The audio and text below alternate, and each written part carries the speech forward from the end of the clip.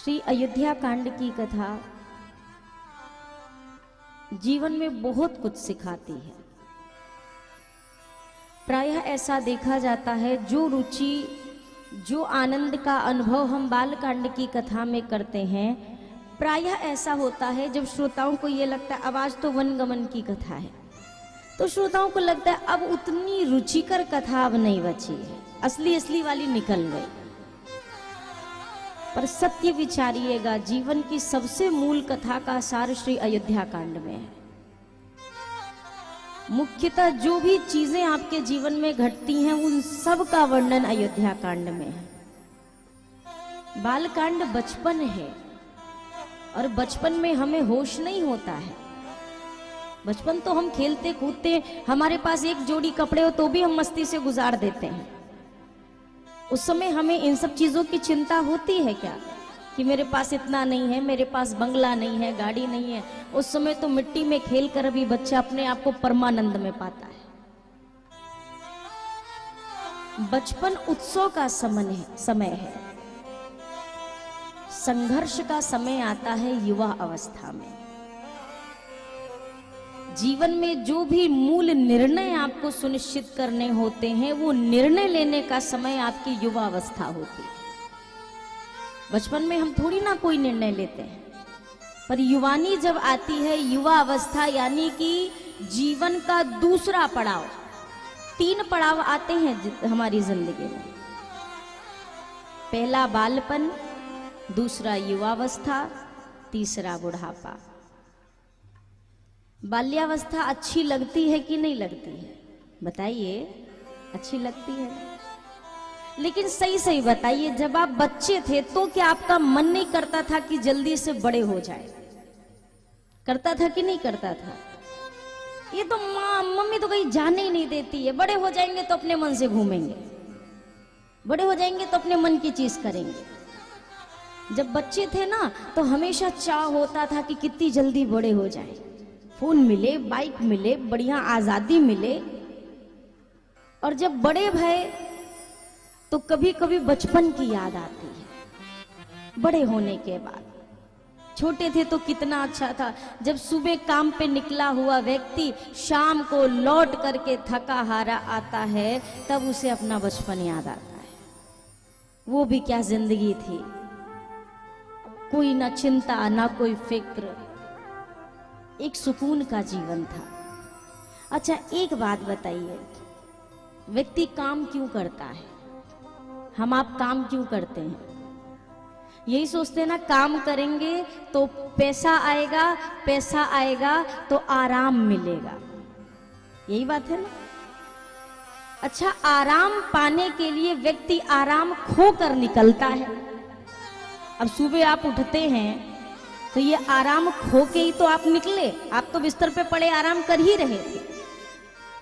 पर एक आराम का त्याग करके मनुष्य दूसरे आराम की तलाश में निकल जाता है। कितनी विचित्रता है कि नहीं है? इधर वो कहता है मैं आराम करूंगा, मैं सुख पाऊंगा, सुख का त्याग करके ही तो आज हम सुख की तलाश में निकलते हैं। मैं कर्म करने से मना नहीं कर रही हूं, पर कर्म करते हुए इस बात को भी ध्यान में रखा जाए, भाई ये शरीर है, मशीन नहीं है। एक बार चार्ज किया, फिर पेश कर दिया, फिर चार्ज किया, फिर काम पे लगा दिया। ये भी शरीर है, एक समय की एक क्षमता है इसकी। हम और आप 24 घंटे आज तनाव में जीते हैं, पता है? केवल 12 घंटे का तनाव नहीं होता है। लोगों को नींद नहीं आती तो कोई डिप्रेशन की दवा लेता है, कोई नींद की गोलियां खाता है तो सो पाता है। सोचिए उस दिमाग की स्थिति क्या है, क्या है उस दिमाग की स्थिति। श्री अयोध्या कांड की कथा का प्रारंभ गोस्वामी जी ने एक बड़े सुंदर दोहे के साथ किया। प्रारंभ में श्लोक का वर्णन और उसके पश्चात एक दोहा। ये दोहा सबके स्मरण में है, जरा आइए एक साथ निवेदन करते हैं। श्री गुरु चरण सरोज रज, निज मन मुकुर सुधार।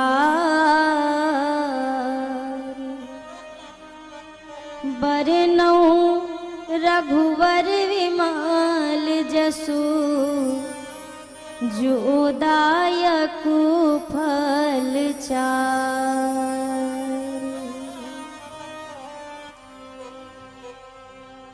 यहाँ पर गुरुदेव के चरण रज की महत्ता बताई गई है। जैसे दर्पण प्रत्येक व्यक्ति देखता है, नित्य प्रति हम शीशा देखते हैं, शीशे में देख करके बाल सुधारते हैं, चेहरे को सुधारते हैं। आईना कभी झूठ नहीं बोलता, सही बात है कि नहीं? आईना कभी झूठ बोलता है? लोग झूठ बोल सकते हैं पर दर्पण कभी झूठ। आप जो हैं, आप अगर ये कहो मैं भैया 1 लाख का शीशा लेके आऊंगा पर शीशा मेरी वाली बात कहे, ये मुमकिन? आप जैसे हैं, अगर आपके चेहरे पे कोई कमी है तो लाख रुपए का शीशा भी आपको वो कमी बता देगा। वो ये नहीं सोचेगा कि इसने मेरे लिए ज्यादा खर्चा किया है। और 5 रुपए का शीशा भी वही काम करेगा, क्योंकि दर्पण का काम ही है आपके गुण और दोषों को आपके समक्ष प्रस्तुत करना। आप दर्पण देखते हैं, शीशा देखते हैं हम, तो शीशे में मुख दिखाई देता है स्पष्ट, किंतु अगर दर्पण पर धूल लगी हो तो क्या कुछ साफ साफ दिखाई देने वाला है? कुछ दिखने वाला नहीं है। दर्पण को आप साफ करेंगे तो स्पष्ट फिर चीजें दिखाई देंगी। श्री गोस्वामी जी महाराज ने यहाँ पर अपने मन रूपी दर्पण को पहले स्वच्छ किया है। किससे स्वच्छ किया है? गुरुदेव के चरण कमलों की रज से। जिस प्रकार आंख में अगर कुछ पड़ जाए तो धुंधला दिखाई देने लगता है, स्पष्ट चीजें नहीं दिखाई देती, तो यहाँ पर गोस्वामी जी यही वर्णन करते हैं, गुरुदेव के चरणों के रज से पहले अपने नेत्र की सारी बुराइयों को, कमियों को, धुंधलाहट को, मैल को दूर करता हूँ। अब रघुनाथ जी का चरित्र स्पष्ट जो नजर आया गुरु कृपा से, अब उसका वर्णन करता हूँ। लिखना प्रारंभ किया और गोस्वामी जी महाराज ने प्रथम चौपाई लिखी, जिसका गान हमने कल भी अल्प रूप में किया था, एक बार पुनः करते हैं। गोस्वामी जी कहते हैं कि राघव जी जब से विवाहोपरांत अयोध्या आए हैं, अवध के आनंद का वर्णन करते हैं गोस्वामी जी महाराज। जब ते राम ब्याही घर आए, ब्याही घर आए, जब ते राम ब्याही घर आए, जब ते राम ब्याही घर आए, नित नव मंगल मोद बधाए, नित नव मंगल मोद बधाए, भुवन चारी दस भूधर धारी, भुवन चारी 10 भूधर भारी, सुकृत मेघ बरसहि सुखवारी, सुकृत मेघ बरसहि सुखवारी, एक समय सब सहित समाजा, एक समय सब सहित समाजा, राजसभा रघुराज विराजा, राजसभा रघुराज विराजा, राय सुभाय मुकुर कर लीना, राय शोभाय मुकुर कर लीना, बदन बिलो की मुकुट सम कीना, बदन बिलोकी मुकुट सम कीना, श्रवण समीप भय सिद्ध केशा, श्रवण समीप भय सिद्ध केसा, मनहु जरठ पनस उपदेशा, मन भूज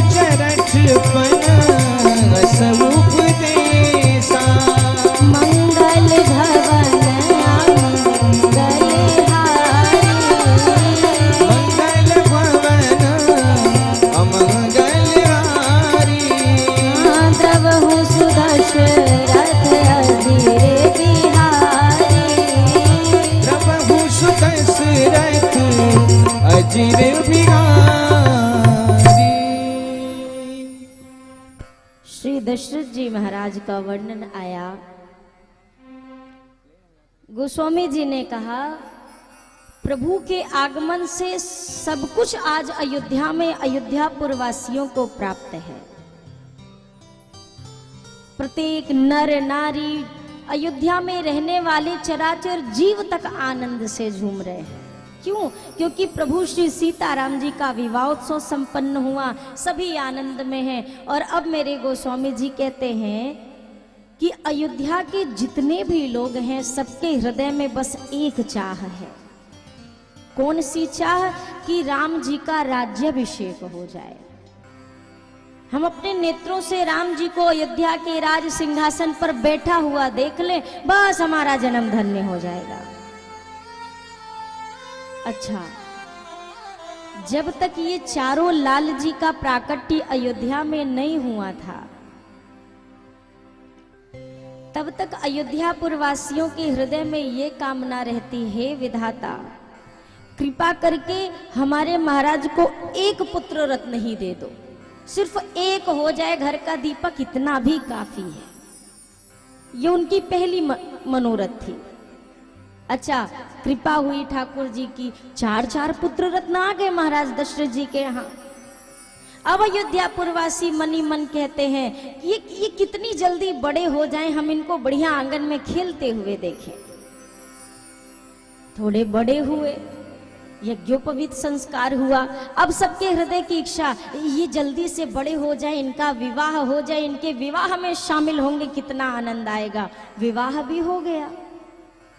अब अयोध्या वासियों के हृदय की एक नई कामना, क्या? कि राम जी राजा बन जाए। ये कहने का तात्पर्य मेरा ये है कि मनुष्य के हृदय में जब एक के बाद एक इच्छाओं का जन्म होता है, जब इच्छाएं शांत नहीं होती, जब कामना शांत नहीं होती, तो राम जी दूर चले जाते हैं। एक के बाद एक कामना हुई, एक के बाद एक कामना हुई, और अंत में परिणाम क्या? लोग कामना करते रह गए और राम जी अयोध्या को छोड़कर चले गए। कामना, इच्छा, चाहत। देखिए, जिंदगी में हम कोई भी कार्य 2 स्थिति से करते हैं, 2 कारणों की वजह से।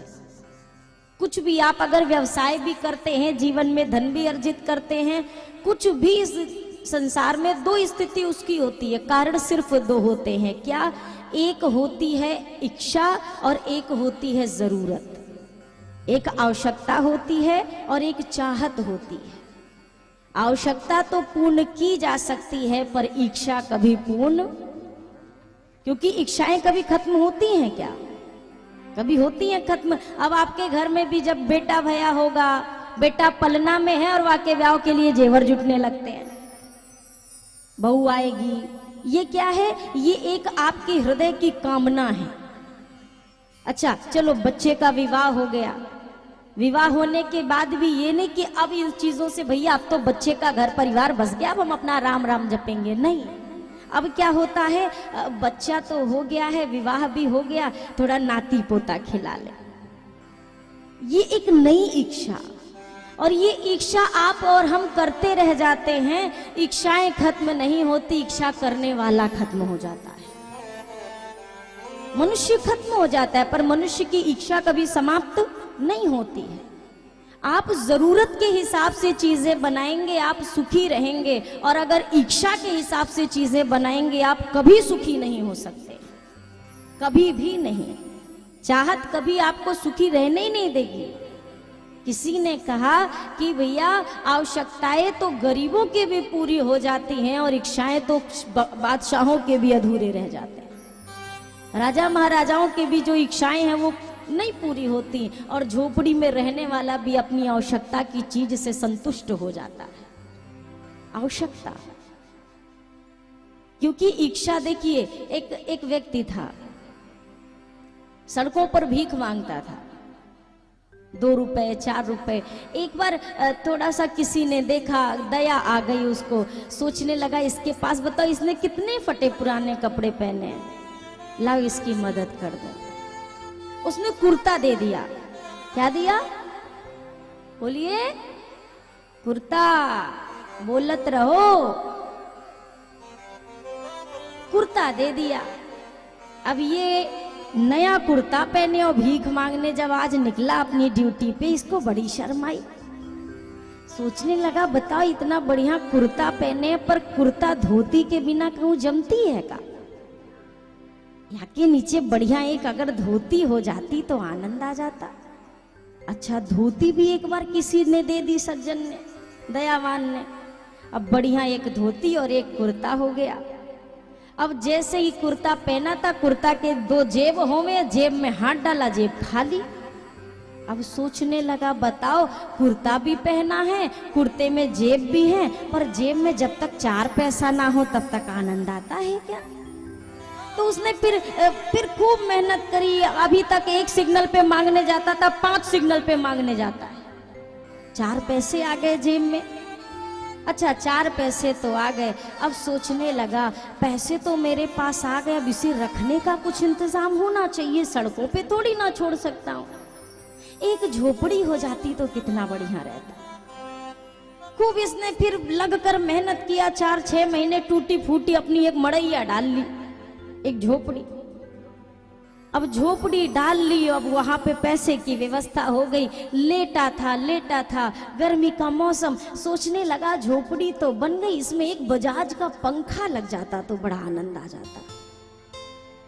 सो उसने फिर मेहनत करी, लग के खूब मेहनत करी, एक पंखा लग गया। अब गर्मी में तो पंखा लग गया, लेकिन अब आई सर्दी, सोचने लगा एक एसी की हीटर की व्यवस्था हो जाती तो बड़ा आनंद आता। ये भी हो गया।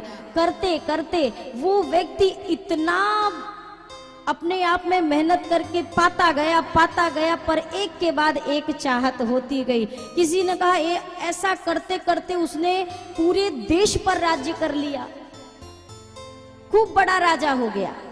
कमाते कमाते और मेहनत करके वो राजा बन गया, पर अभी भी उसकी मांगने की आदत नहीं गई। अब सोचिए कहाँ रोड का भिखारी था, अब एक राज्य का राजा बन गया, पर मांगने की आदत नहीं गई। अंतर इतना है, अभी तक लोगों से सड़क पे मांगता था, अब एक राज्य का राजा है तो दूसरा राज्य मांगता है। मांगना अभी भी उसका बंद नहीं हुआ। बस ये है लेवल अब थोड़ा हाई हो गया है मांगने का। अब वो पैसे नहीं मांगता है, खुले पैसे नहीं मांगता है। आजकल मांगने वालों की स्थिति भी बड़ी विचित्र है। आप 1 रुपए दे के देना किसी को, वो 5 का सिक्का आप ही को पकड़ा देंगे। सबका लेवल हाई हो चुका है, मांगने वालों का भी। अभी हम आ ही रहे थे रास्ते में, अब जब तक पर्स में से वो चेंज निकलता तो चेंज माँ के हाथ में, आप ही के हाथ में आया था ना, कुछ सिक्के आए तो सिक्के देने लगी। ठाकुर जी थे गोद में डलिए में, तो वो बना नहीं निकालते सिक्के ऐसे। जब तक उसने देखे बोल दिया माता जी रहने दो। मैंने कहा सही बात है, ये भी अब सब बड़े लोग हैं, कौन गरीबी झेलना चाहता है। मांगने वाले का भी लेवल बढ़ जाता है, पर फर्क जानते हैं क्या होता है? कितना भी बड़ा आदमी हो जाए, मांगता वो भी है। अंतर इतना है, एक मंदिर के बाहर बैठकर मांगता है, एक मंदिर के भीतर जाके मांगता है।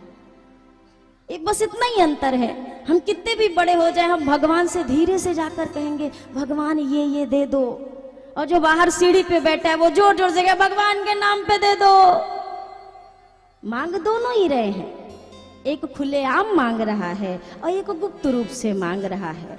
मांगने में दोनों लगे हैं। और मैंने आपसे प्रारंभ की कथाओं में निवेदन किया, मांगने का काम थोड़ी देर के लिए बंद किया जाए।